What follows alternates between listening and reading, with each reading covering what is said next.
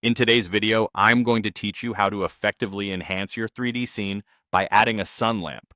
This is a fundamental technique to dramatically improve the lighting and realism of your project, and I'll guide you through it step by step. To begin with, open your 3D viewport. Once you're in your workspace, your first task is to add the sun lamp. Click on Add, navigate to Light, and select the Sun option. The sun lamp will be added to your scene, but at this point, don't worry about its position. Unlike other lamps, the position of a sun lamp in 3D space doesn't affect the lighting results. What truly matters for the sun lamp is its rotation, because it determines the direction of the light, much like real sunlight streaming in from one direction. After placing the sun lamp, you'll likely need to adjust its strength to achieve the desired lighting effect for your scene. The strength value controls the intensity of the light emitted from the sun lamp. Increasing this value will make your scene brighter with sharper and more defined shadows. If you're also using an HDRI image for your environment lighting, it will provide ambient light and softer shadows.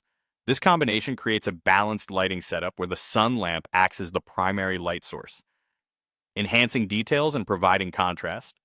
Now let's talk about coloring, the optional step. If you want to add more realism or a specific mood to your scene, you can modify the color of your sun lamp. This is where the black body node comes into play. Adding a black body node between the sun lamp's output and input allows you to adjust the color temperature, giving your light a more natural look. To achieve a warm daylight effect, set the temperature parameter to around 4500 Kelvin. This mimics the soft, warm glow of the sun during the day, adding depth and ambiance to your project. Remember, each scene may require different lighting adjustments based on its composition and the artistic vision you're aiming for. Experiment with these settings and don't hesitate to tweak the rotation and strength until you find the perfect balance. Adjusting these parameters will help you achieve a more nuanced lighting effect, enhancing the overall quality of your 3D environment.